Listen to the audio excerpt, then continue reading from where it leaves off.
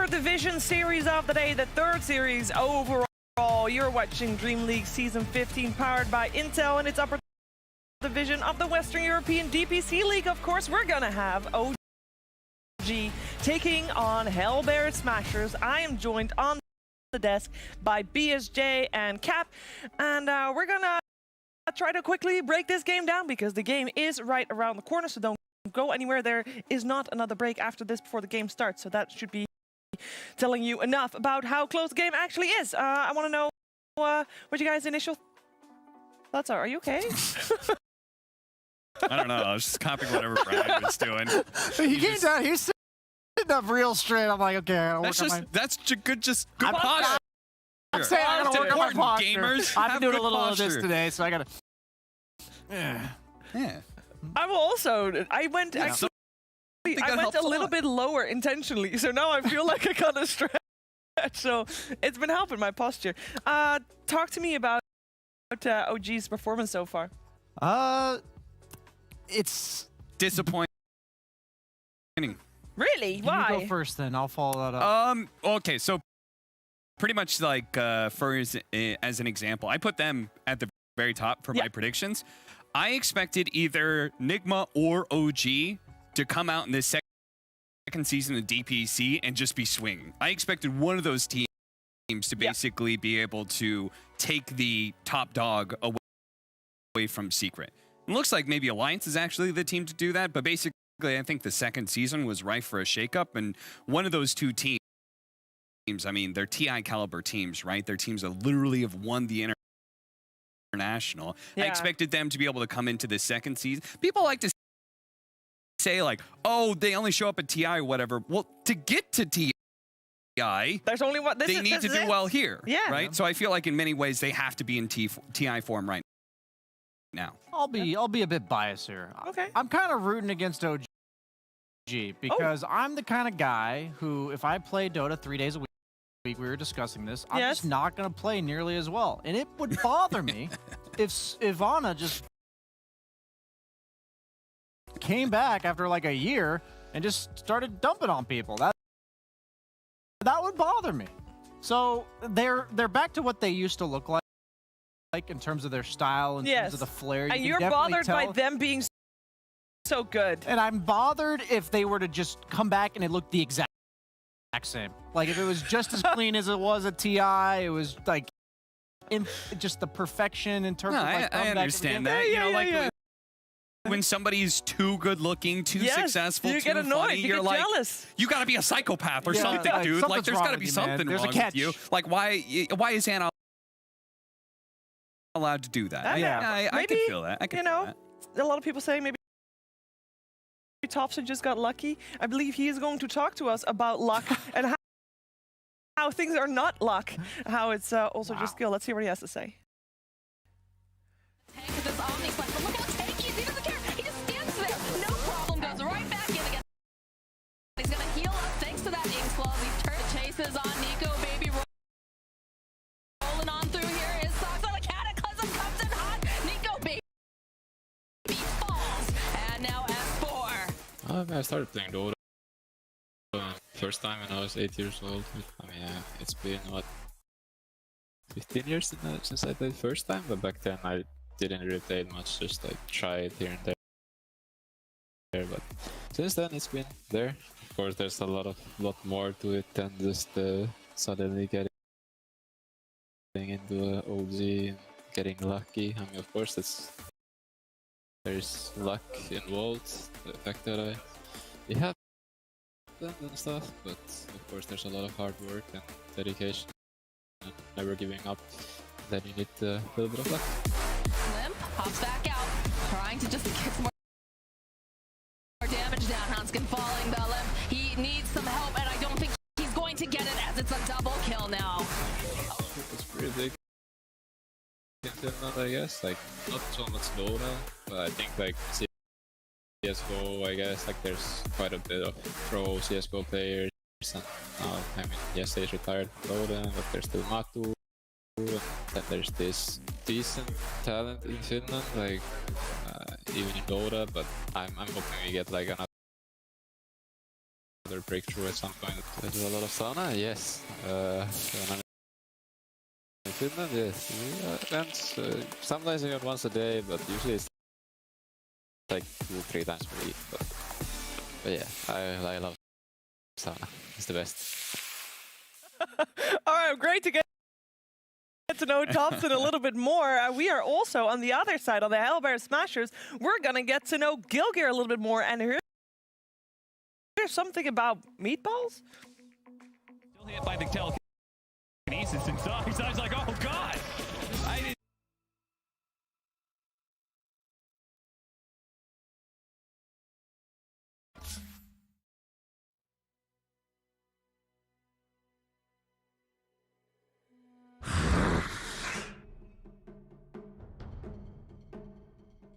The meatballs, but I guess now we learned. We're also going to learn what the two teams are going to draft, because we are in the draft of the first game of this best of 3, and I'm going to let both Cap and BSJ break it down. I believe we are a couple picks in, so there it is. Hey, There we go. Ooh, Invoker Bounty first too. Look at that.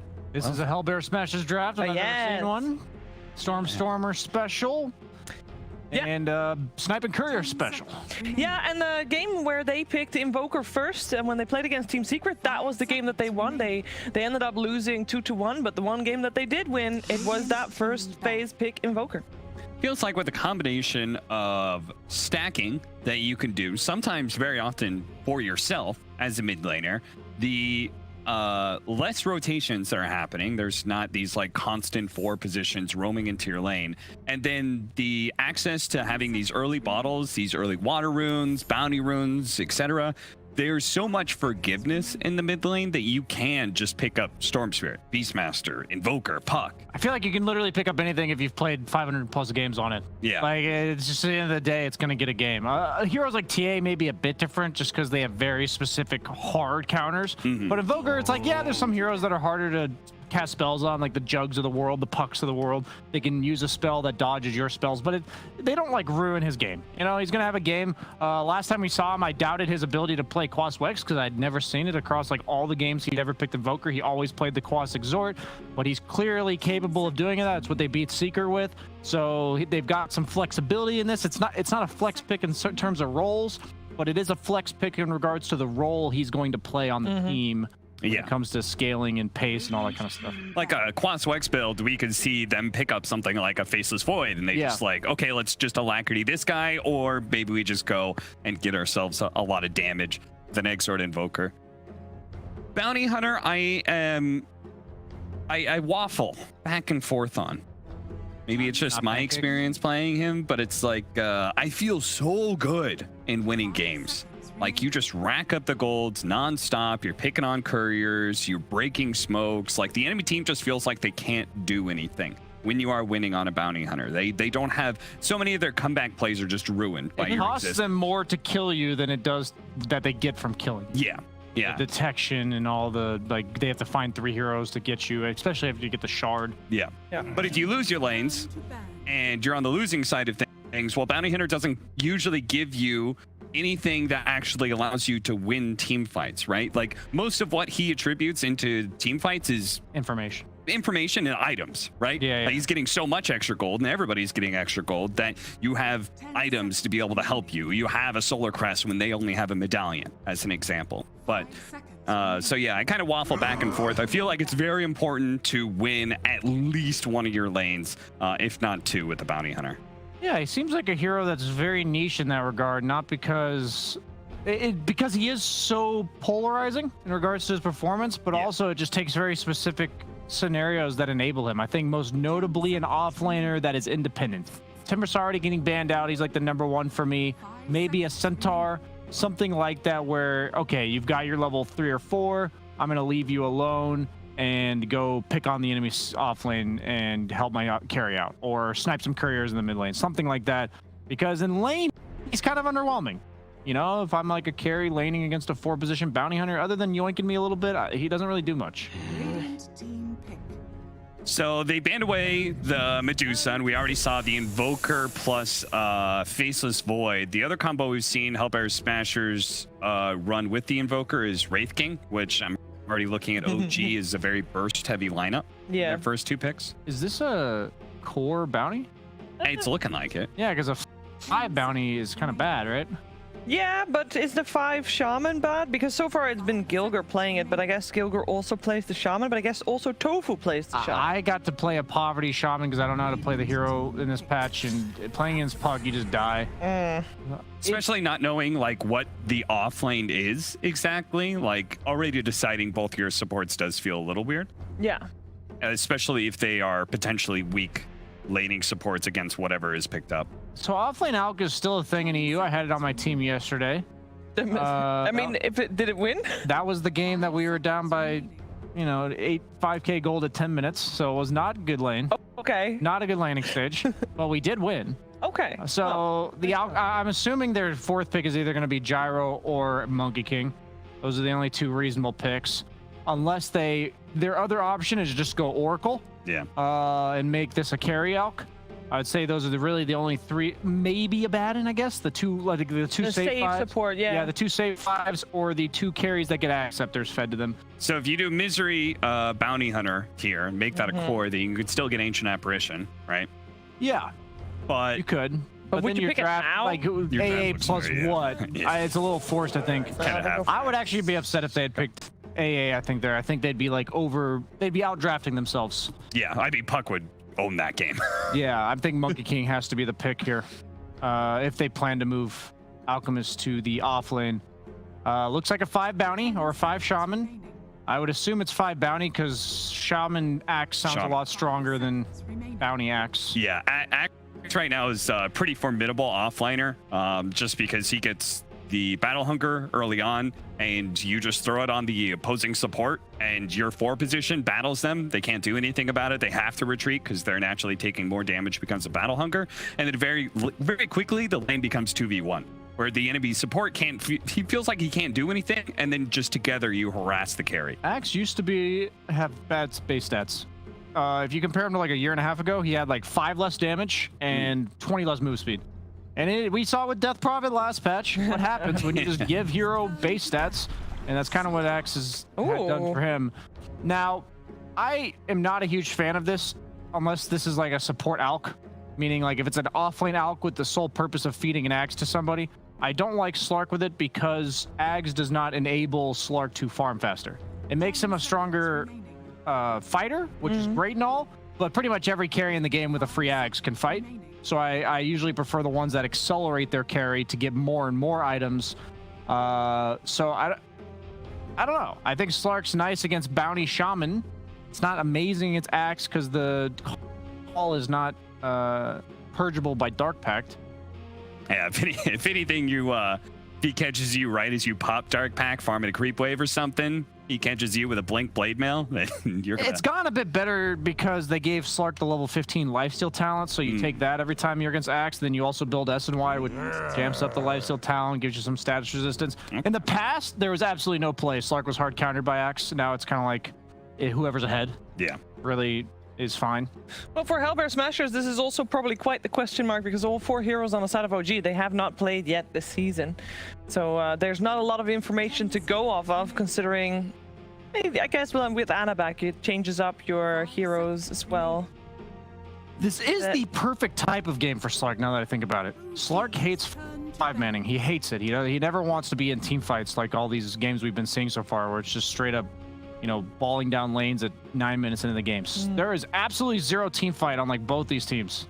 There's like some AoE spells, like the coil and invoker spells, but there's no like Mars, Tide, Phoenix, that kind of stuff. Is it still something you want to see on the teams, or are you okay without? I think OG is very okay with it so far. I think Hellbear Smashers needs to give themselves either a strong independent carry like the Ace Wraith King, which allows them to constantly make moves on their own terms, or to give themselves like the Faceless Void that was already banned out. Bloodseeker would be a perfect example. The hero that just says, F you, Slark. You can't Dark Pact and ult away from this. Chrono's the Chrono Rupture. Thinking of what else is... Chrono Rupture, both banned. Yes. Sure. Thinking of what else is in the game. PL's already banned. That's a great matchup against Slark. Maybe they'll go... You know what? There has been a Division 2 team that has tried Bounty Hunter out as a carry. It owned. Absolutely owned. No, it didn't. I know. I was hoping the Gork fans would get hyped out there. Oh, you know, a lot of people that are watching right now might not be watching Division 2, so they might not have known who you were talking about. Oh, well, then they're casual Gork fans, and they don't deserve his True. acknowledgement of their presence. True. But is there a chance that Hellbear Smashers will try that out? Because that would allow them to... Last position. No, I don't that think can so. save against Slark? I'm going to shut that down because you're Okay. wasting your last pick. Okay. Oh, I thought you were about to say she's like wasting her breath or something. Don't waste your breath. Talking. I was like, damn. All right, we got Jeez, the Elder Titan as I, back. I thought you were getting real hostile. No, I'm that mean to you, not to Sheep. Okay, Jeez. fair enough. Hey, OG is going for support last ban, or last pick rather. If you're to believe Hellbear Smashers, they are banning out sports. Yeah, yeah. Oh, I think this is offlane Alk with a 4 Lion, and they're just looking for their no-tail hero, I presume. They ban away some of the better heroes to either work with Puck or Slark. Can't believe Grimstroke was in here still, but... What lanes against Alk Lion, you know, that's left in the pool? They do go for the Oracle. Different I mean- team, but I'll take it. It was my call. Yay. Still gives you the... Like, it still gives you the nice They were Oracle denied Alk, picking but but they knew it was coming on 10. Slark Go is ahead. incredible with Oracle as well, right? So Yeah. it's nice. I mean, you mentioned I mean, it they're earlier all as well, buffing right? up, like, this Yeah. one hero. I mentioned it for OG because I thought they'd pick it if Alk was going to be a carry. Yes. So I was also somewhat wrong there because they put Slark carry. But what is the plan here? Long fights. Wait. How big is the chance that Alk was mid and Puck offlane? No. Nah, I think Nah. you need some space maker here. I think Okay. Alk mid's like way too greedy because then you got like a Puck who's supposed to carry you through the first 15 minutes from the off lane. I don't think that's possible. All right, well, Rasmus is pretty good at Dota, or not Rasmus, excuse me, Seb. well, Rasmus is also. There will be a Ricky last pick. You happy? You not happy?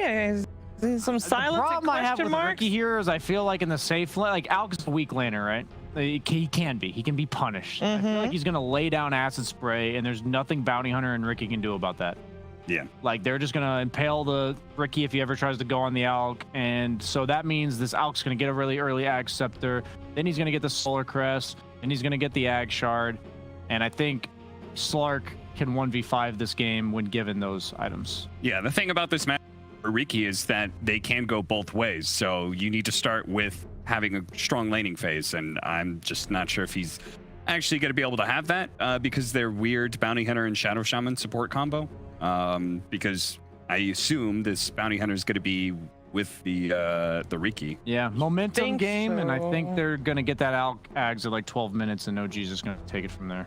Yeah, they're gonna Bounty Hunter 5. Would you like? Do they have a better shot if they put the Bounty Hunter on the offlane together with the axe? Like, is that a better? Because you want to pressure that Slark with the Shadow Shot. I think That's Axe Shaman's the better lane. Yeah, Axe is hugely enabled by having 4 ranged 4s, not melees. All right, so that lane has to pop off. Like that axe Yeah. shaman, if that doesn't do well, Early Vanguard, toast. run down the Slark constantly. All right, well, the game plan is clear for the squads. Let's find out who's going to take this first one of the best of 3. We're heading over to Moxie and Fogged. Thank you so much, Shiver. And we get a little bit of a treat here. We get a Ricky picked up. Usually we see that over, of course, Thompson. He's been trying to make that work in some of his games, but this time we're going to see Ace. And it sounds like the situation is going to come down to who can snowball first, coming out from either team. Yeah, I gotta be honest, I'm a little worried for the Hellbear Smashers. I'm seeing some limited damage coming out from their lineup just across the board.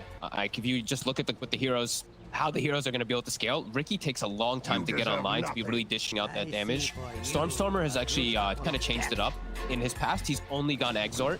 This season, he's actually completely changed. He's gone Quas-Wex the last 2 games I saw him play Invoker, which also is going to cause some damage issues as well. So I really do agree with the panel. I think Rasmus has to dominate. Like, this Axe has to completely take over top, swing around, and just help out pretty much every lane. Because I think this Alchemist, he's going to get his Ags online at a pretty good timing. And then I don't know how they kill this Slark. The 2 supports they can't threaten Slark almost at all. If he shadow dances, they have no damage. actually hurts that Slark. Just a Cloud, Axe, and the Invoker. Did they fall into a little bit of a trap, right? Because, the Alchemist did get picked up and they had the Bounty Hunter, perhaps thinking that, they'd be able to really poke away, unaware of the fact that they were going to put the Alchemist in that off lane. I think they fell to like a couple traps, perhaps, like because they wanted an instant disable as well for the puck. That's why they grabbed Shadow Shaman, because Lion's already taken.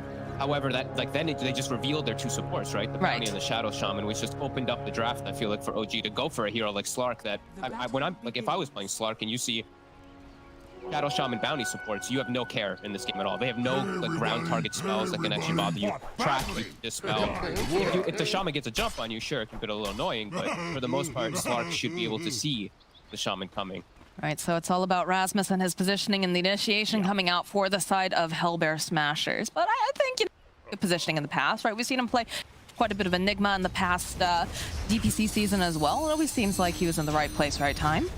Yeah, he's been impressive too, like with his axe and stuff. These two have been very strong, and this lane can't dominate. Versus a Slark, it's not the easiest matchup. They do at least have Oracle. I think that's one that can maybe change the matchup, because he can just dispel hunger. But yeah, these two, it's going to be the key for Smashers. It's also going to be very important that they can get onto that back line and try to deal with no-tail. And they do, for all the that we say that they have a bit of a weaker sort of lineup with that Bounty Hunter, that is a hero that can sneak into the back lines, along with the Ricky too. Absolutely, yeah. These two, they could trip stuff up. Like Ricky versus Slark, also the Cloud is always something we do have to pay attention for, and Cloud versus Puck. That's why they grabbed it, right? It does have those clear indications of why it's good. If they can actually get it off the mark before OG is just online. They're going to get online so quick with this Alk, who's...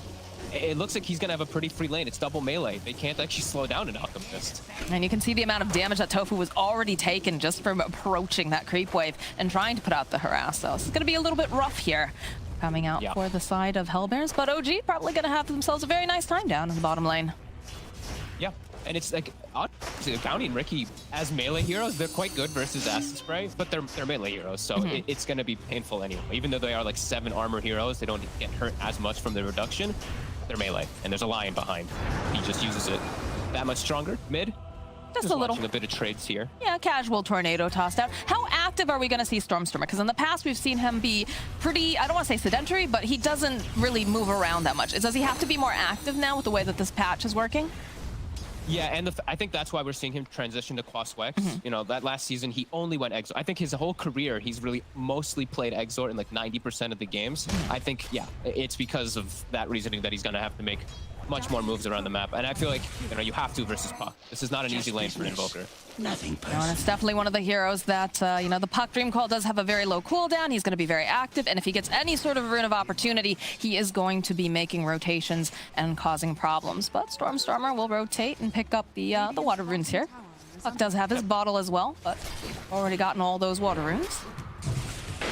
He's got to deny them out. There's no way to force the wave in.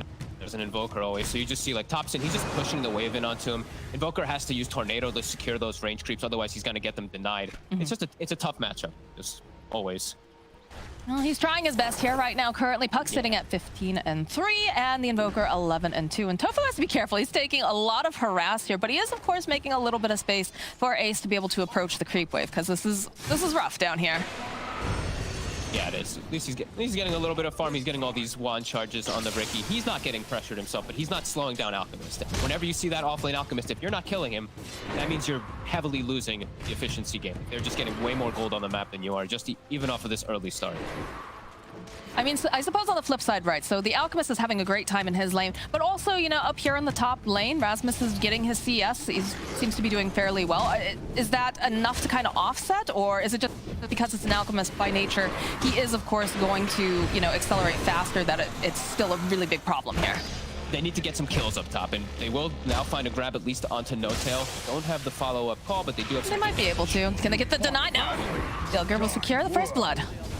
So yeah, to answer, it's good that Rasmus is doing this. It's good that he's slowing down Slark, but they need to get kills. They need to threaten up here. So that's a great move for them right now. See, Stormstormer picked up some of those raindrops on his Invoker as well, expecting a lot of magical harass, of course. Bottom lane, a little bit of pressure here onto Seb. Probably not as much as they'd like, but Ace is going to be able to hit those creeps. Yeah, they're just throwing out some slight harassment. I see that Ace is going for early items. He's just going for Orb of Corrosion, so they do want to try to push this Alchemist out.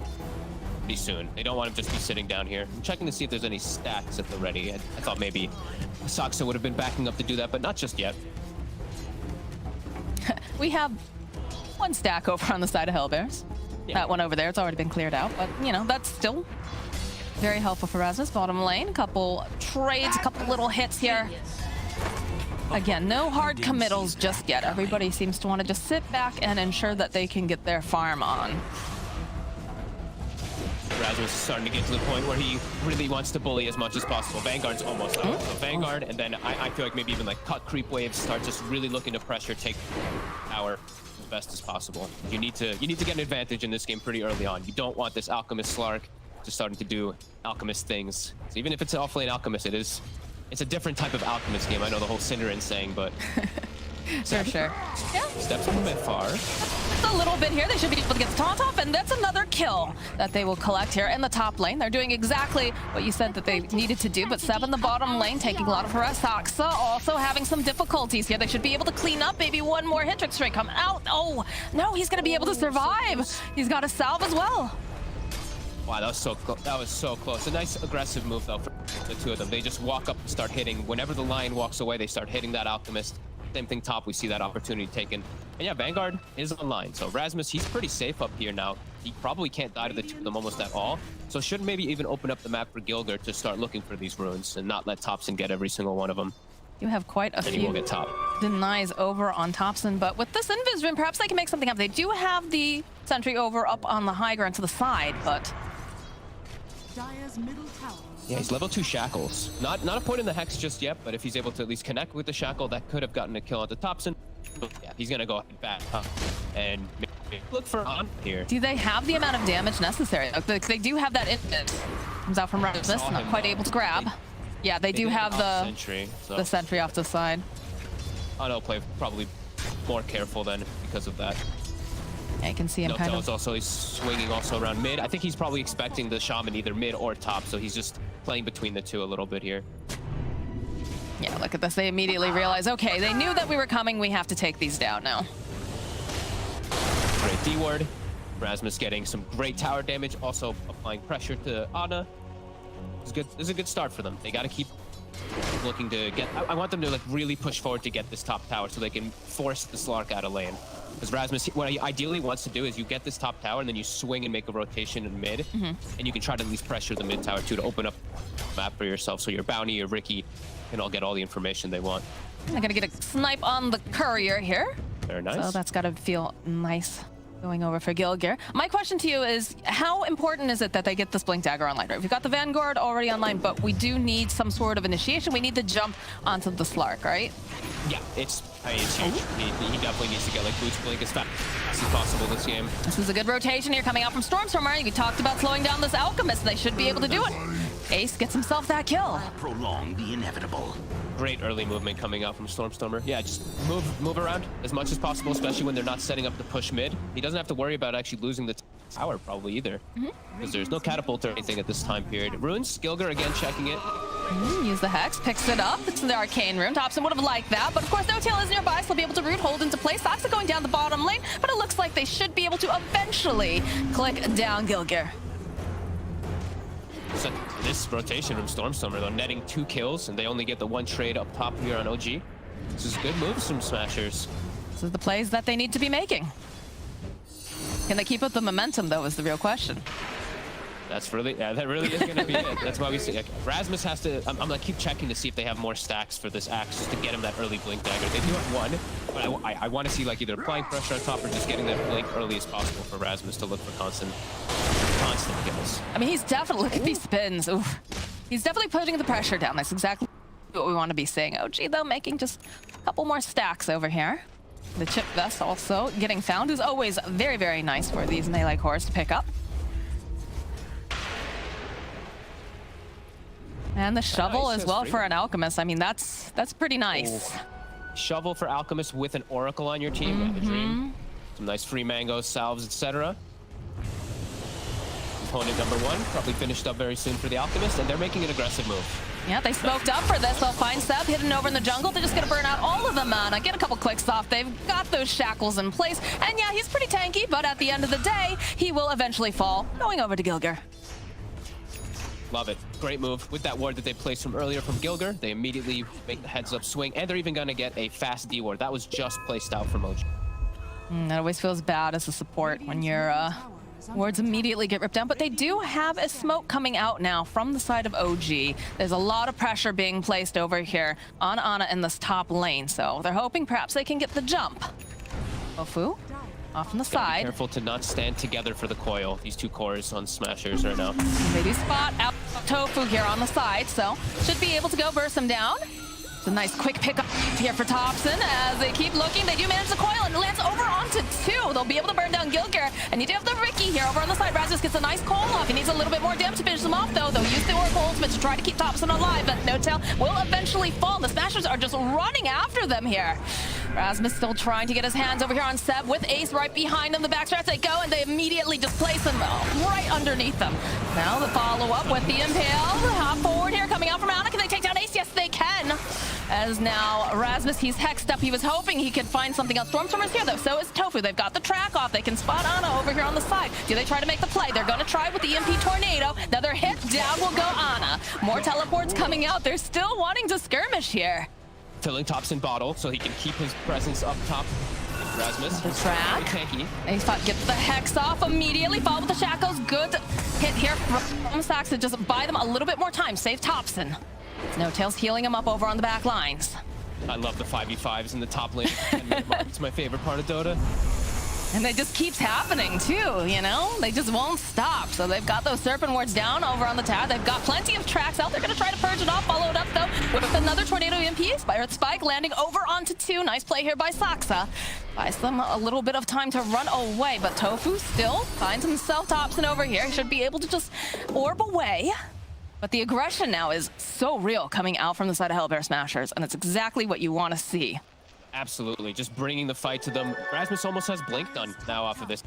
He didn't end up dying. He actually stayed alive during the whole thing. So his timing will be good, and they can continue to make this aggressive move. Now they can sandwich mid. They took that top tower. Now they have a lot more openness as OG. You know, the greed. It is a very greedy draft, so they know that they can fight versus this on Smashers. Yeah, Rasmus is going to have Blink done. So it's going to be really nice for that. Stormer, he's got good levels too. He's level 9. Rasmus has got to pop off here, but with that early Blink dagger, it'd be nice. Ace and Ana here duking it out in the bottom lane. Tofu gets a nice snipe on the courier. It's coming back, so it wasn't carrying anything, I believe. But there it is. There's the Blink for the axe. And now things get a little bit scarier for the side of OG. Look how fast he's TPing too. Rasmus is already expecting a play to happen bottom. He TPs, sends his courier already preemptively to himself on the tier 2, grabs the Blink. He's going to look for a swing over to help out Ace. They know that this is the next move that OG wants to play around. Running over to actually meet Stormer, looks like. The pressure. Smoke up. Yeah, they're going to try to make a pinstring move. They're just going to mix Thompson over here. They're still making their way. They know Ana's down here. No Tail. Tofu. They have the dust, though. They're going to try to make a play. Jump over onto Tofu. They'll be able to root him into place. Trying to get this follow-up here. Nice call here coming up from Rasmus. He's able to just blow up Ana. And now Ace, he's hungry. He finds himself No Tail. Tricks the trade, get dropped, and they use the Dream Coil over on the back lines. Tofu goes down. Nice Earth Spike here from Saxa. We'll buy him just a little bit more time, and he's trying to juke around in the trees. It looks like they haven't quite found him. They're still trying to hunt. And eventually, though, Rasmus will find him with the dunk. And look at this. Beautiful here. Gilger drops those Serpent Wards, and they can press on with another objective. Great moves coming out. Just looking for seizing the opportunity of targets, and now even finds an ancient stack too. Rasmus on point with his moves. 304. This is really good right now for Smash. They're really bringing that pressure to this greed of OG. Mid tower, they get to deny.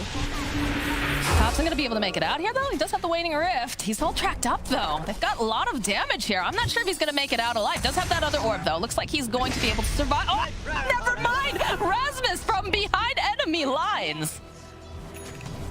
Acts like that indeed. That one has to. Oh, I mean, Man, I want to see let me see Rasmus's camera. Did he pop off and all with that? That one had to have been a good one. Dire structures are fortified. I love when you get those type of swing arounds. And now it's no puck, so immediately swinging to mid with all 5 heroes, or 4. They can now also look to take down this tower. They're really punishing that greed. Seb, he's about to have the Ags done. So it's going to enable quite a bit of a power spike here for OG, especially for that Slark who's feeling kind of weak. That's going to change him a lot. This efficiency just looks so incredibly good. Tornado over here, over onto Ana. He's going to immediately leash up over into Stormstormer. They've got the track off. Tofu hunting on the back lines. Does manage to find No Tail. Ends up losing that courier. Tofu's being a real nuisance, though. Just a little bit of information that he's given. That's kind of what caused like Rasmus to even jump the Slark down bottom, right? The bounty hunter giving that information for his team. And actually doing a lot more than I thought he'd be able to do as a 5-position bounty, I gotta be honest. I mean, I think a lot of us were very surprised that he's been as effective as he is, right? Oh, we do have the Ags completed now for Seb. So that's coming online here. Yeah, so our Slark now is a totally different beast. He was like pretty far behind on net worth. Now he's top net worth, and look at his stats. He got the Echo Saber first. Now he's 2,800 HP on the Slark. It's just very different how the next fight's Wild. So here's the other thing, though, you have to keep in mind. The fact that you do have a Blink Dagger coming out now, too. So you've got a couple... Oh, they actually went into the pit during all this. Yeah, they're actually... Wow, all right. Just taking. Rasmus is so tanky that and they have the Serpent Wards for the damage. They could do this kind of freely. I was not expecting that, to be quite honest. We dropped the Blink Dagger over here. They got Ricky with Defusal, too. So if the fight comes to them, like this, Ricky's now actually quite strong. Oh, look at this. He's keeping it on the courier. So they won't realize that he's got it just yet. I love seeing that. Goes down. Ace. It's so early that he has it, too. Like, that could really catch OG off guard. The Shadow Shot being so big just from some little tracks and little fights. Is now top. Rasmus got Blink up in 3. Oh gosh, yeah, they'll open up Tornado EMP. No Tail though hiding in the tree line. He's gonna try to protect him immediately. Call comes out and they go and they get off the Oracle ultimate.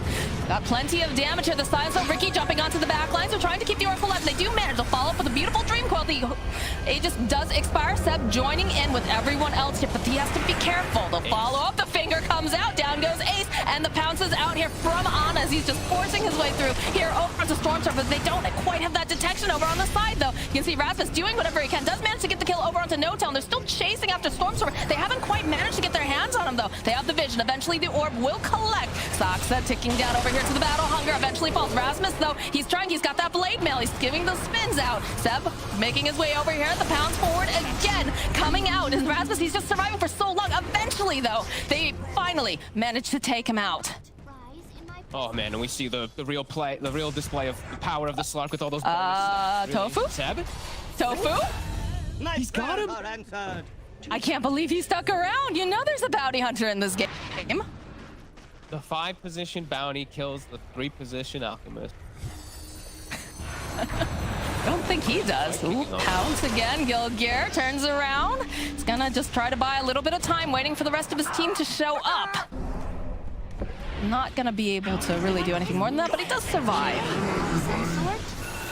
Crazy fight, and I think now they have to really just be a little more careful on Smashers is to get on No Tail. You can't let him get the ulti off. They have to get either a Cloud, some type of disable, or something onto him, because they threw everything onto the Slark to kill him, right? They used Tornado, used Axe Call, they used Ricky Cloud, but they did not pay attention to where the Oracle's positioned. He gets the full save off, and that kind of turns the whole fight pretty quickly, unable to just constantly reset in and out of the fight over and over again. There it is. There's that crack.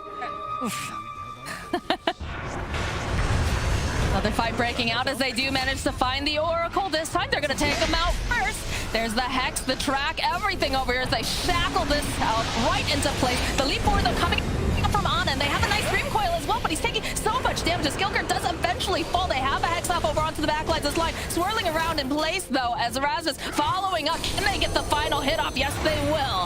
Here as they take down Thompson, they'll take down Saksa, and it's a triple kill for Ace. Plus the gem.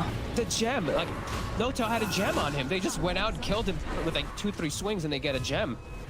I mean, that's massive, especially with their lineup. They're Ricky Bounty Hunter. Now they can take out all those sentries, any of them that are purchased up in them to close the map too. That is a huge window and some nice spell casting coming up from Stormstormer. The Ice Wall at the end, real clutch.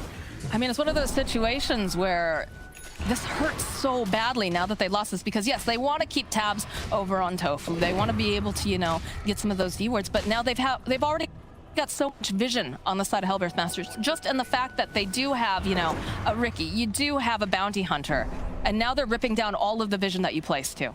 Yeah, did they even keep it, or did they I think they just send it back to base. I think you're like, you know what, do we even need gem? Maybe we'll bring it only if we, like, you know, have some positions where we need to D-ward, but they don't need a gem burst OG, so put it back at the base, forget about it for some time, be very happy that you just stole 1,000 gold from the enemy team. Gotta feel very sad if you're the support who's buying gems and then losing them almost immediately. They're gonna try to make a play. Tofu's here, though. They drop the sentry, but they don't have the... Oh, good sidestep over here. Sox just a little bit off the mark. Pounds coming out, though, from Ana. There's gonna be a finger. Are they gonna be... They're not quite able to get the kill. Oh, at the last second, the finger comes out, but... Oh, Ana falling to 8. Gilgir looking for this opening. We'll find the kill on No Tail, and they're just holding Thompson down. He's not looking like he's gonna be able to escape. Does have the orb, though. Might be able to just blink out. Oh, the jump forward, though, again, coming up from Rasmus as he barely manages to save Gilgir over here on the side. Ace following up, jumping over onto the back lines. He's got his eyes over here onto No Tail. He just fought back. He can't afford to die back, and he does. He goes down. Ana trying, but won't be able to finally take down Ace. As now Ana, he's still hunting. He would love to grab himself out. He does have that blade mail. Good tornado will buy him a bit more time, though. Another leash, though, coming out. The pounce eventually down will go the axe.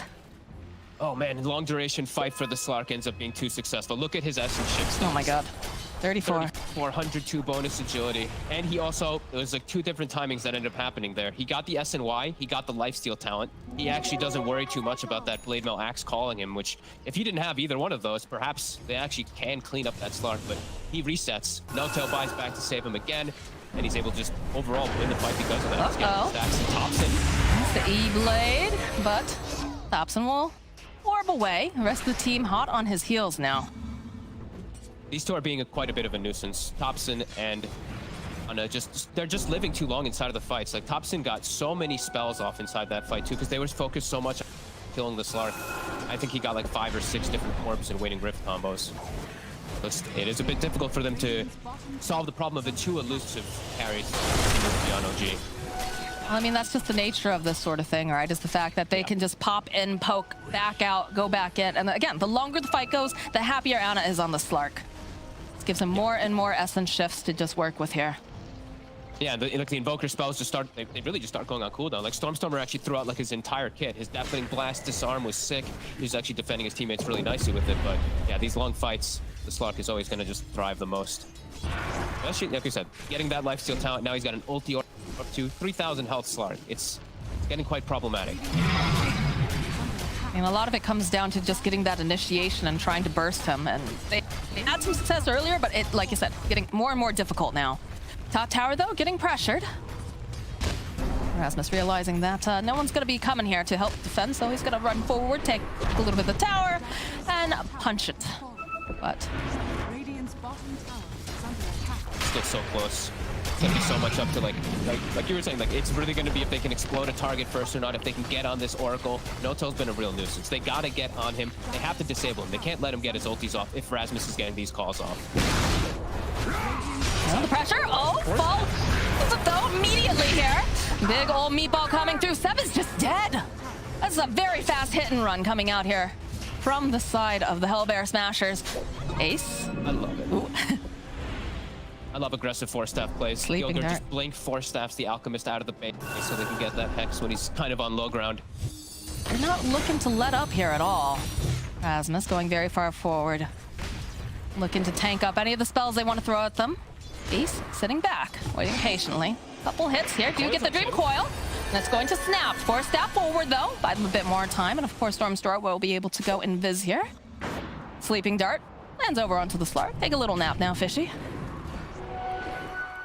That dart could be a pretty good solution to break the Oracle, right? Just if you see him, just throw a dart onto him. They have multiple different forms now to be able to control him. It's kind of an interesting... It's been fun with this patch, especially seeing how things are just unfolding, the way that the meta is being played, and seeing all these teams kind of doing some experimenting. Yeah. Position 5 Bounty Hunter here. It's working out. We were a little skeptical.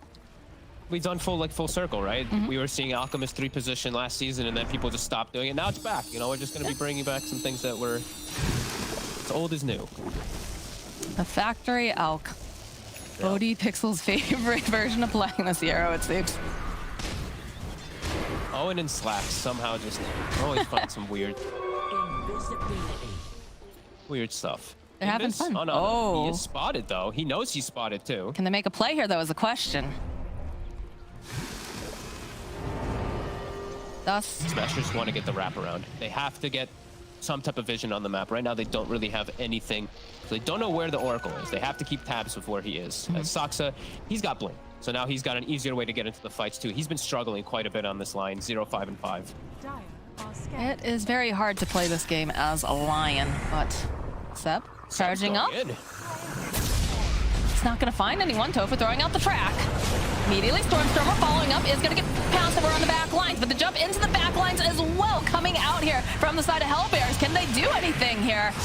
Snap forward here. They end up losing Ace. They try to. They buy a little bit more time. They take down Saksa. And they've got the Oracle ulti. Ace does eventually fall as Ana's just pouncing around, trying to get the jump over here onto Tofu. They're trying to just burst them down. Can they do it? No, it looks like that stable concoction going to buy them a little bit more time here. As eventually Tofu falling. They just can't get their hands over that Oracle. Now Gilgir holds on for dear life. He's hoping perhaps, can they get this kill? Yes, they will. They'll be able to take down Thompson. Rasmus with a good call. They need to get some more damage, but look at the stacks over here over on Ana. He's sitting at 34. They get the grab on Thompson this time, though. Gilgir's able to finally get his hands on him, and they got follow-up to clean him up. Ace did have to buy back, though, to join back into the fight. So did Tofu. So they do have to get something else out of it. Roche does spawn, so they can't actually look for that since Thompson's dead for 40 seconds. Ace is creeping his way over here into the Roche pit. Ana still has stacks, though, right? Yeah, he still has 34 stacks, so they're actually going to swing over to fight right away. And might be too problematic for Smashers. This Slark is still quite scary. And they know that the bounty hunter isn't there, too. Yeah. Are they going to try to take this themselves? Do they dare? Do you think that's... Why not? Slark stays full HP while doing it because of lifesteal in this, but a little hesitant. Just afraid, like, the initiation coming out from Smashers, right, with everybody being up. It's kind of scary. Definitely is, especially when they have no way to keep tabs. They only have one ward in the mid to know where the axe is, and it's really everything. Like, it's really Rasmus. Just he's going to be the main one when watching the calls that he's getting. He's doing such a good job this game. 929, Blink, BKB. He's now holding the... So now that we're around that Roshan time, he wants to have the vision around the areas.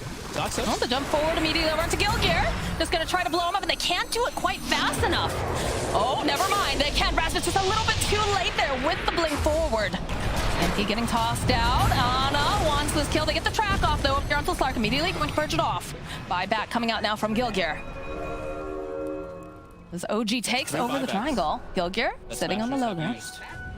Ana on the hunt. I hear a Dream Coil over on 2 on the back lines. They find Rasmus, they find Stormstormer. The jump forward, though, they're trying to get rid of No-Tail as fast as possible. And he's going to actually use his ulti on himself here. So turn back around. Ana. He's got his eyes over here on Ace. He's trying to just take him out, and he's not going to be able to quite do it because Rasmus is able to drag Ana back. He's got the tricks of the trade going in again. Will survive. They drop the wards over on the side. This is not looking good. Gilgir, though, because Ana has his eyes over. Still not able to take down Saksa, not able to take down No-Tail. As Ana hunting on the back lines, Rasmus running for his life. Tofu should be able to notice here. Not going to quite land that pounce. Thompson was considering going for this little bit of a dive. As soon as OG sees the axe, you can see how they just immediately go for him. They know that if this axe isn't getting a good call to start the fight, then OG's got a great way of access. And it was 3 buybacks that Smashers was used in these last few moments. This Shadow Shaman's dead for these full 40 seconds. The Ricky, if he died, which he almost did, he would have been dead for 70 or so. So Smashers had to be pretty careful inside that fight. That's why they back away. And Thompson, he's just toying. He's actually just toying with Stormstormer. Since this Invoker doesn't have BKB, Thompson's literally just resetting on top of him over and over again, making his life so much more difficult to actually connect spells. Look at this. Look the way they're... Stormer does have a sentry ward down. Ana hoping he can get his hands on him, but a little bit too slow there. This is nice. Ace has a DD. Doesn't have his BKB though, so he can get chain stunned and die. Does have to be cautious. Again, it's so much on Rasmus here. It is. Oh, it's Thompson playing with the axe. The Hex comes out. Ana joining in. Now he just wants to get rid of this axe. He doesn't want to get locked down here. The BKB does come out over on the back lines. Ace trying to make a play over onto Seb. Not going to be able to quite do it. Dream Coil does get used, but it doesn't end up connecting on anyone over here. Big whiff there from Thompson. They could have Nice probably smoke. gotten at least one of those kills there. Sleeping dart on the Slark. Look at Soxa though, his positioning right behind in case anybody tries to jump on him. You're going to immediately be answered, as Rasmus does have to back off though. He has no to heal. BKB for 50 seconds, so OG probably feeling they can make their way out without that axe being on the map for now. And Ana, I think that's his next item finished up. Yeah, full Scotty now. Oof. 3,500 HP on the Slark. I'll send in one of the Forge Spirits, try to get some vision. Stormstormer doing everything he can here. He's thrown out all of his spells, just trying to interrupt this Roche, trying to slow them down, trying to get any information killed here. Force forward, falls. There's a tornado.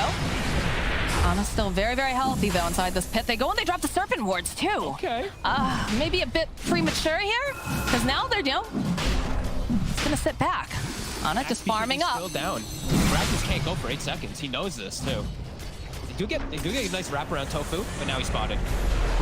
Yeah, he gets forced down, low ground, Pounce comes out, Hex, and everything here should be able to just eliminate this bounty hunter. As Roshan comes out of his pit, he wants to know what all the noise is about here, Fogged. Oh, the noise is that Tofu's dead for a very long time. Now they have a 4v5 fight, and they don't have Serpent Wards. They're throwing spells to scout. Looking very, very difficult to pop out of the pit here, coming out from Ana. Hoping to get the jump, Thompson over the back lines, but did he go just perhaps a little bit too far because they do have that call. They use the Dream Call. They're perfectly happy to stand there as they take down Thompson. They're going to go right back in. The Roche gets taken by the Radiant. They have to pick it up quickly. Okay, it's going to be Ana who picks it up. Immediately followed up here, Gilgear trying to just hold him into place. Stormer running out. They'll end up losing Gilgear. Pounces are out though. Can they get Stormstormer in time? Rasmus has already BKB TP'd out. He's hunting. They have the gem. He wants this so badly. Just doesn't quite have the pounce. He's a little bit too far from the mark, but Stormstormer, he's got his dancing shoes out. He's going to try to just hide. He's going so deep into the base. Eventually though, Ana hunts down his prey. Rasmus though is here. Does have the call. Will try to drag him back. I'm not sure about this, friend. You might just end up dying here to Ana as he's leashed. The Blade Mail does a bit. The tower also trying its best. Seb also trying to dive past these towers to also give a little hands. I mean, they have a tier 2 up in mid, Fogged.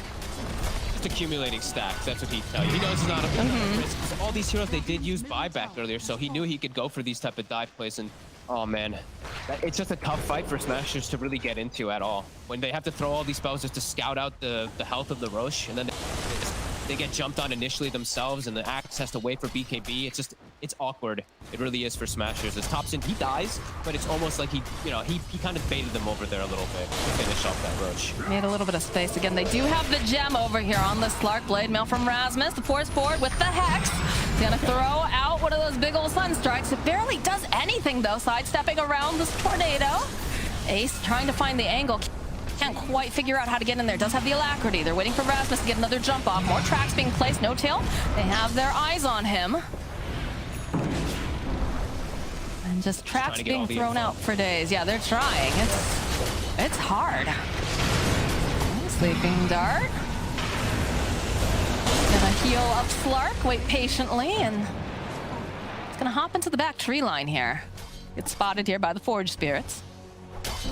He's so safe with this Oracle behind. Like, they have to somehow get to no-tail, but it's so hard. Thompson's just waiting, covering him. It's just Ana really showing his face. Every single spell that they can use on this guy. And all right, there it is. 3-man Dream Coil coming out from Thompson as he leaps into the backlines. Ana to follow up as well. And again, we get that hold. Nice hit here coming out from the Oracle. No-tail, though, sitting very, very low. But he's gotten his spells off, and that's the important part. Seth runs away. Rasmus, he's looking. He wants to get the dunk up. Not quite going to be able to get it, though. And that's his BKB and the Foley call down as well. Oh no. I don't know how they make this fish leave their base. Gonna slow him down. At least a little bit, but yeah, they can't stop him. He's even just bouncing away from his EMPs constantly. Get the Hex off. Well, it was going a little bit far here, though. They do have to be careful. They've got the call here coming out, and the finger not quite enough to finish off Gilgear here. Oh, Ana, he wants it. He goes right in. Can they lock him down for long enough? No, they can't.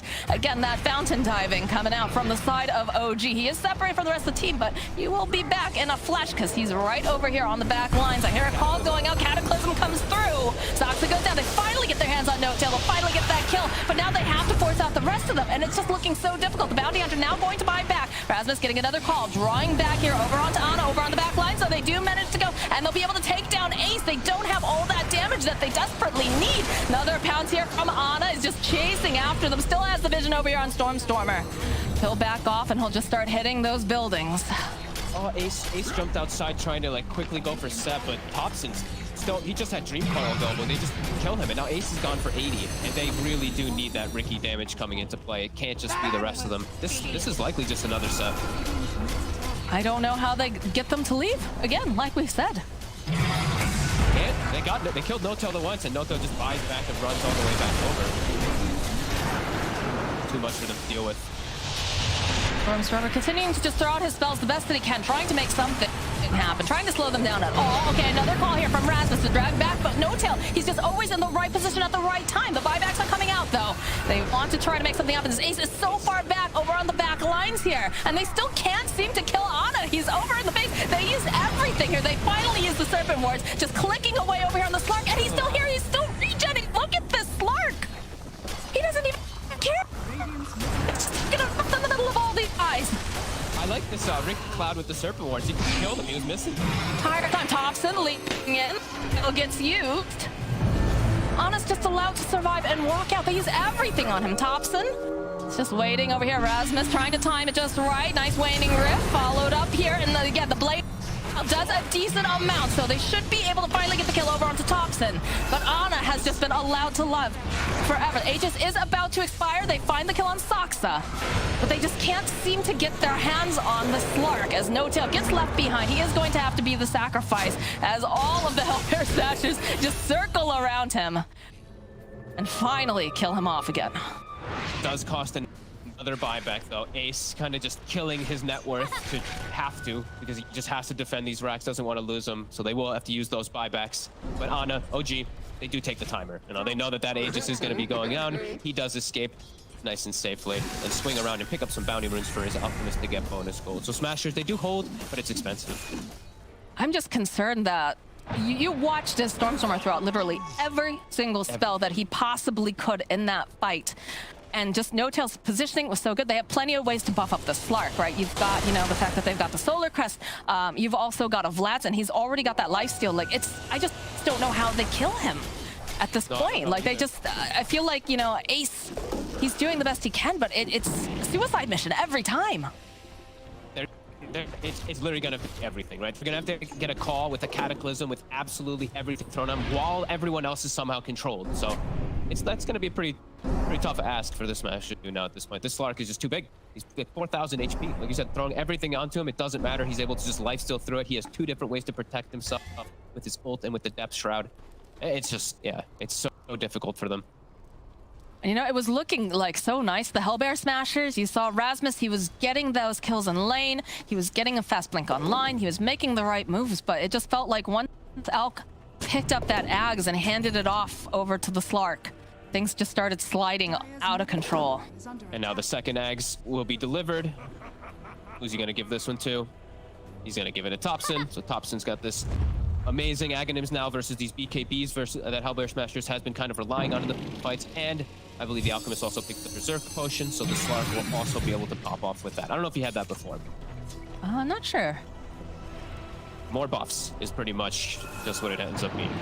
Solar Crest Vlad's Berserk Potion, as well as they're actually running in the triangle. Look at the way they just immediately try to run. Tofu with the Force Staff. He's trying to outrun them. Saksa's trying pretty hard, and so is Ana. He's just pouncing forward here. Daring him to come forward is just going to focus down over on the building. Stormer throws out that tornado. Buys a little bit more time. The MP... Yo, but the pounce away. Rasmus just a little bit too slow, or perhaps Ana just a little bit too quick. At this point, that EMP, it's not going to do a... This is an 1800 mana Slark. So yes. That's a lot. I'm not sure what they hope to do to him, just period here. Look at this. Just walks on in. All right, they'll try opening with the call again, and they follow up with a very nice Dream Coil. Again, this is an Ags. So they have their own Aghanims, and they'll turn around. They'll hold down the Slark for a little bit, but Seb jumping in, and look, this Ana's just going right for those back lines. Wants to get rid of Hellbear. Does have to be a little bit careful, though. He's dove pretty far here. Again, has the pounce. Cataclysm coming out. Did Seb go a little bit too far? Yes, he did. Down he goes, though. Immediately buying back. As Ana looking for his next victim, does get hexed up. But No-Tail is standing right behind. Sleep Dirt, though, over onto the back lines. They might be able to make something happen here. So just keep dodging in and out. But again, No-Tail with that save. They just can't seem to kill Ana here. They disarm, going right back. They have the shackle. They're just slowing him down. We keep seeing all these darts flying out. They're just trying really, really hard, but they're not managing to find this opening as Ace gets controlled yet again, and Ana just going right into the back lines, kills Hellbear. The rest of them. There's too many little buffs being thrown at him, too many dispels being thrown at him, just keeping him full HP, keeping him just having 30 stacks or more. Now they're just starting to hit buildings. Rasmus trying to go after Thompson here, but still not able to do it. The control comes out over here after Rasmus. 3-man Dream Coil. Push forward, try and get them back into the fountain, or trying to snap it. I'm not sure, but look at Ana. He's just chasing down Storms. Going over into the fountain again. He will back off. Saxon needs to be careful. He's getting clicked pretty hard here as Rasmus finds a dump, but it's a nice fight going right back in again. Ana jumping for it, gets the kill on Tofu. Hellbear Smashers, they're trying to defend. They're trying to just throw their bodies at them. Ana having to be a bit careful. An unstable concoction. Nanoscope's going in deep here. Has his eyes over here onto Rasmus. Can he get this kill? Yes, he wants a triple kill now. Tornado Ice, while he's just chasing after Stormstormer, he can't stay alive. Somehow, during all of this, he's still alive. The GG gets called. They realize they just cannot. They cannot do anything to this Slark, despite their best tries. Ace's Ricky line was pretty appropriate right there. Why prolong the inevitable? As that game was definitely over as they were diving the fountain there with all those stacks on the Slark. Yeah, that was a pretty solid early game from Smash.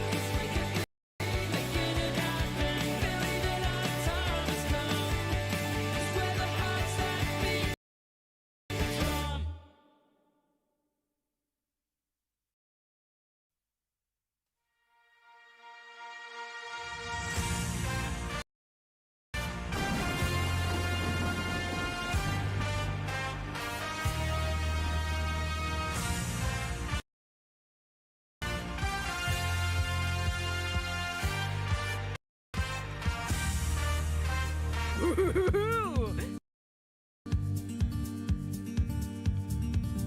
so connected, even though oceans apart. You are the person I call home. Need to be near you to feel closer to your heart. Yes, sir. Without you, there's no place to go. I don't know where I end or where you start, because I just want to be one. I need for you to know that from the start you weren't alone, cause you're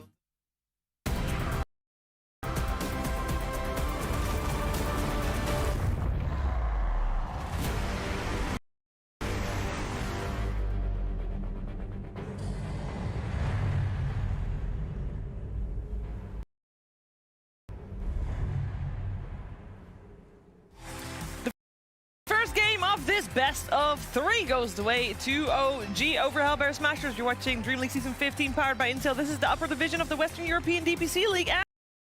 And we said for Hellbear Smashers to have a shot this game, it would be Beastmaster that would get, or not Beastmaster, Axe, that would have to get out of control. And to be fair, Hellbear Smashers put up one hell of a show.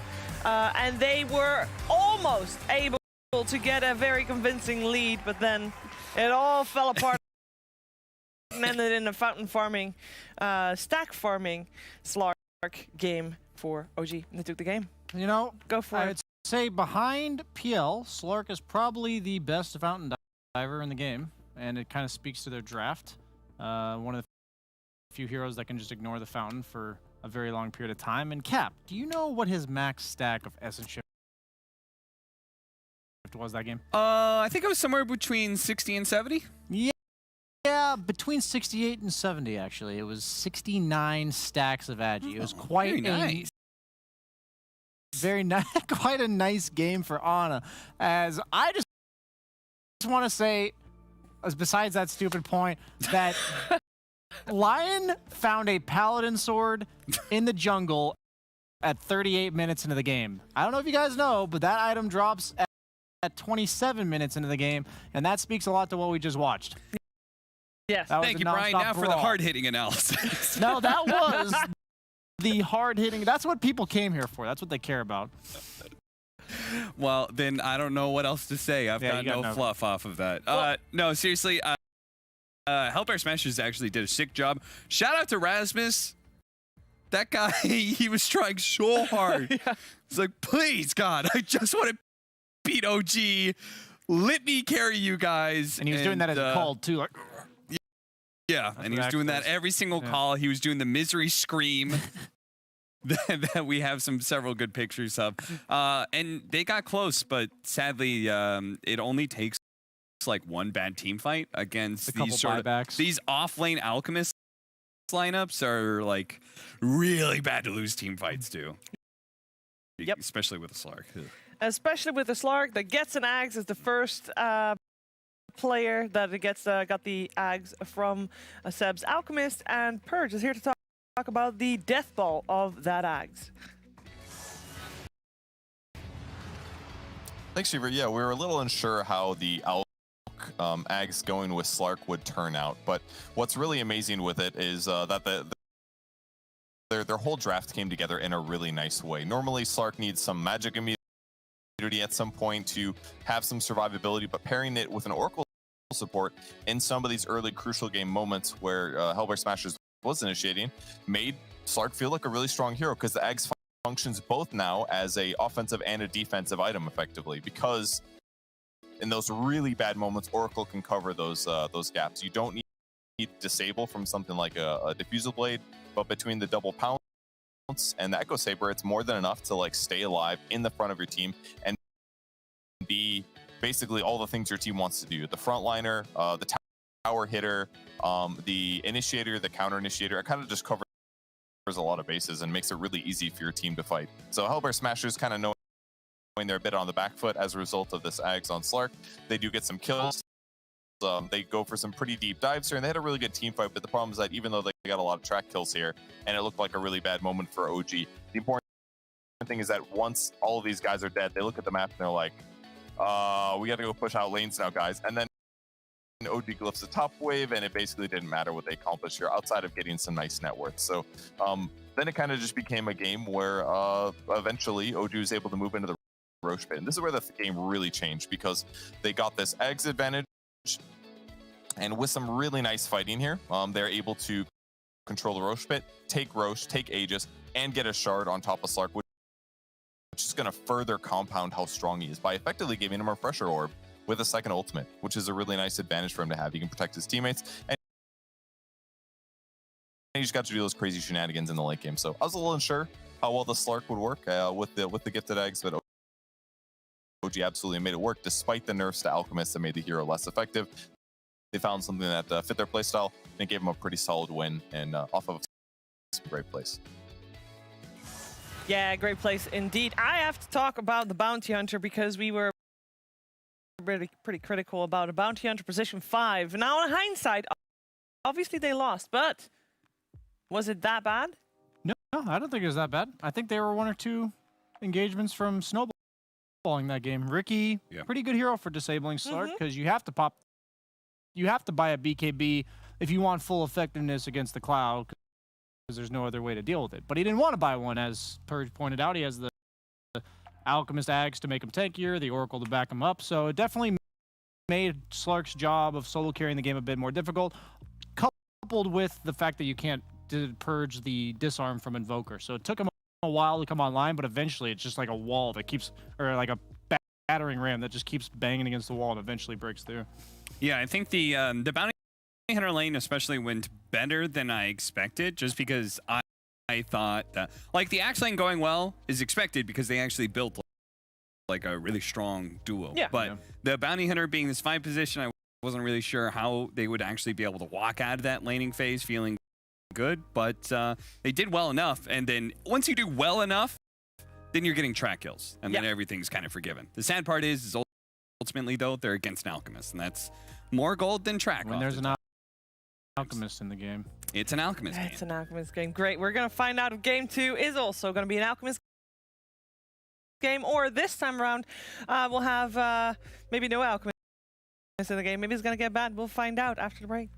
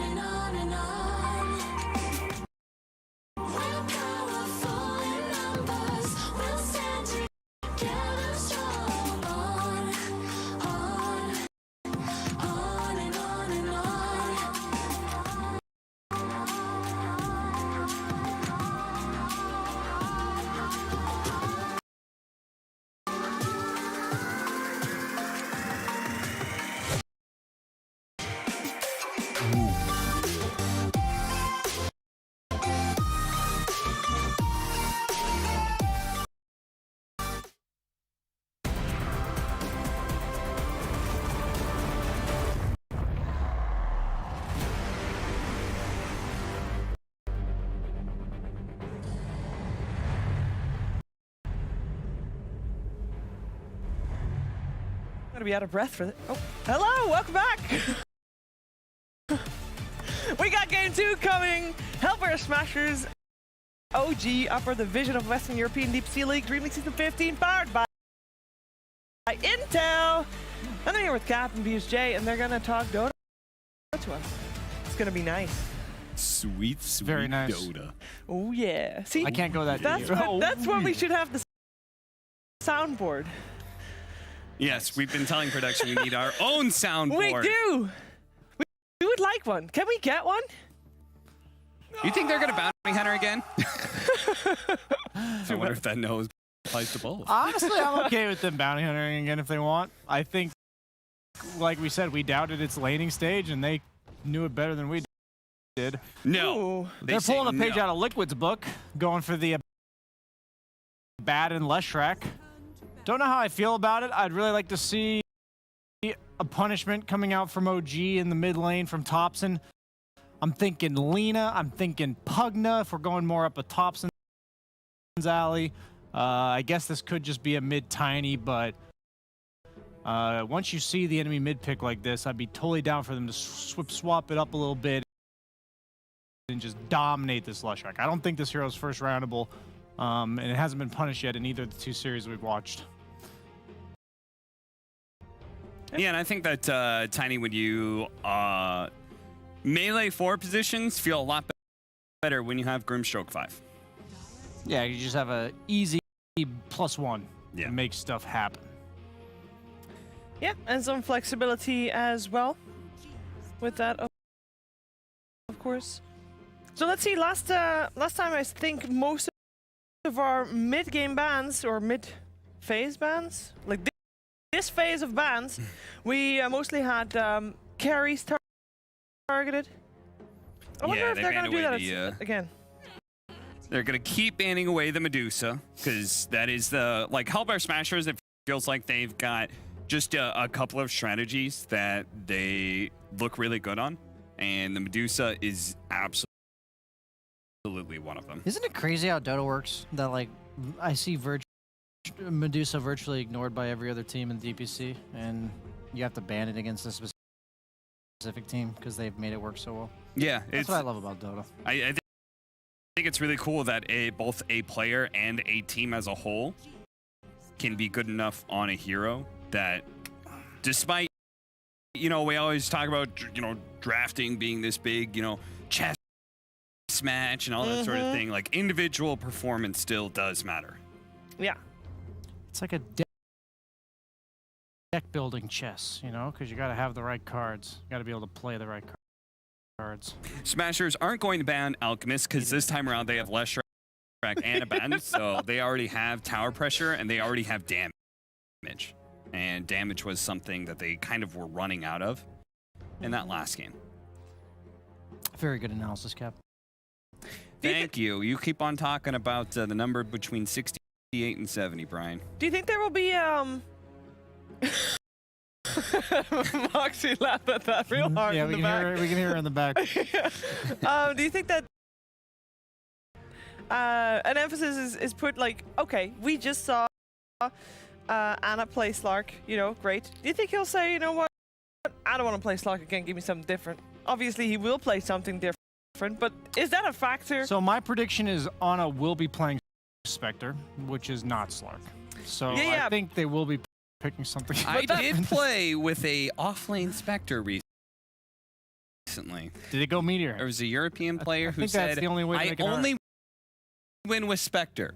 Doesn't matter what position, I only win with Spectre. And he was going to play 4 position. I said, no, sir, please. Allow me to play 4. Did he go Meteor 3. Hammer? That seems to be the way to make it work. No, he didn't. But do you think that Anna might be the player that would say, like, hey, don't give me the same hero twice. That's not fun.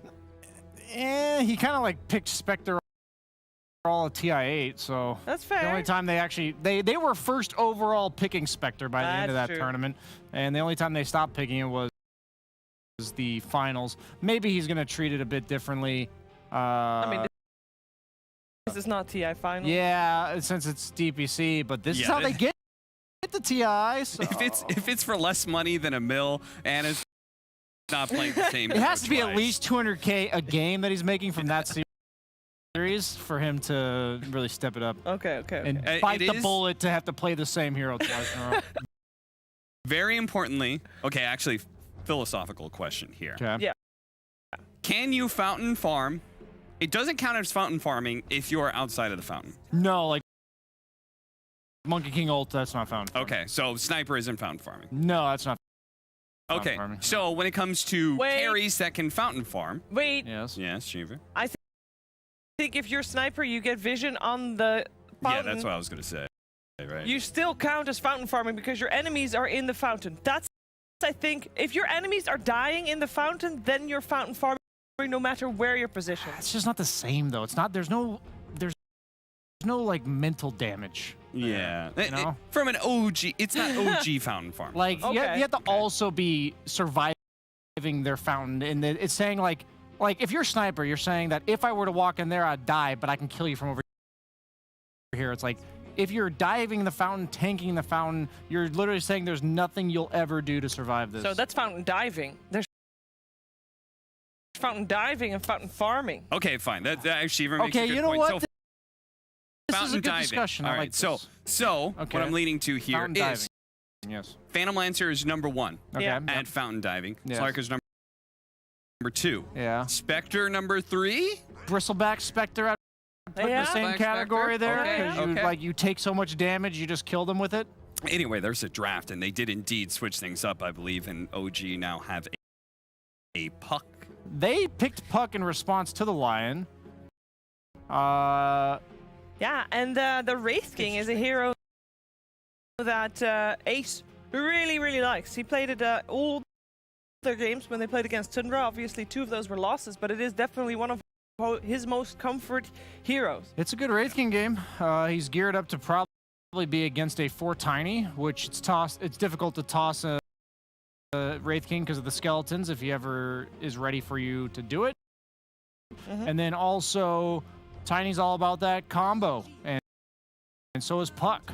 And you got a hero that needs to be killed twice. I don't think it's the best carry to capitalize on having in a bad in 5, so that's a bit of a concern to me.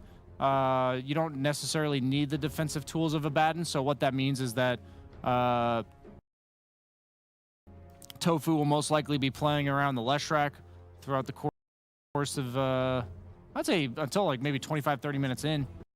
Any chance to make sure, like, are you at all worried about their lane having a double melee? That's what I mean. Like, it is a bit of a concern. Right? So do you think that like, what if they just go Axe, you know? Do you think 3 Abaddon is a thing at all? With Lion. Because that would actually put our melee range, like... The thing is, I think against Spectre, you can get away with, like, a really greedy 3. Meaning, like, the Centaurs. You know, OG already banned it out. So, like, and this 3 that's just Rasmus gonna likes feast or famine. those type Yeah, heroes he as does. well. What else is there? They might even ban the Axe themselves on OG because they're afraid of it. I think Axe would be really good for OG. What other hero, like, heavy punishes melee? He has, Rasmus has played Enigma, Legion, Sand King, Pango. And he had a Dazzle game, but that kind of was a one-off. Sand King or Legion, I think, would be nice for OG. Legion would be nice for... Do you think Lesh Hellbears. punishes that? Because they could do Lesh 3. Abaddon is your 5, but he plays in the off lane. And I then they actually could have a get- lot of experience on Lesh 3. It doesn't feel that great against Spectre. I think the way to punish Spectre is to actually just hit for 15 more damage than Spectre because their base damage is so low and you just get every CS. Okay. I think that's the best way. Leshrac's base damage is pretty low. Usually Lesh is nice against kill heroes like the Slarks and the Ursas because you're high move speed and you can get CS from range. That's when I like Lesh off. So they do ban Rasmus's Enigma.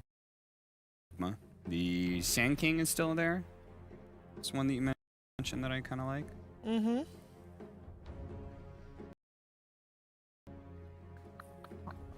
Let's see. They're going to have to reveal their hand before OG reveals theirs. By the way, OG still also has 1.5 minutes left into their bonus time, while Hellbear Smashers has got 5 seconds total. So they end up going for high the base damage. Underlord. That's what I like. And good against Puck. Yeah, Very this is a nice. good pick. and I like it. Chunky. Chonky. And the other Titan coming out. Ooh, the Seb Elder Titan. That punishes double Oh. melee. That does. Yeah, it does. That absolutely punishes double melee. Takes advantage of the skeletons as well. Buffs up all the damage that they've got on OG. Pretty much all magical damage for the first 20 minutes of the game. And it does mean they're going to be taking more damage from dispersion as well, I think. So Yeah, just if, you know, the key counter to this is that if Hellbear just doesn't do any magic damage to the Spectre, because the return damage of dispersion is the same damage type, then the ET won't be buffing.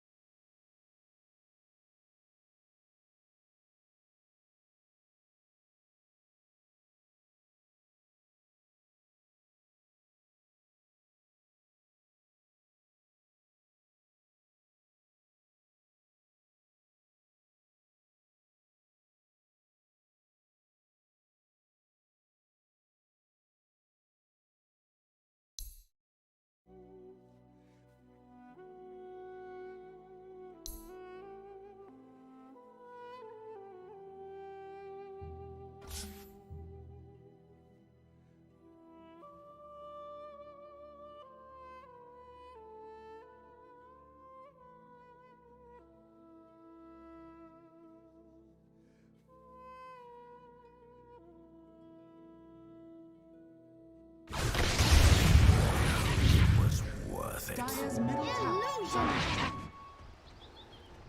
Survive. As everybody's hopping in the bus, and we're going top. I like this. They know that they're gonna go play around this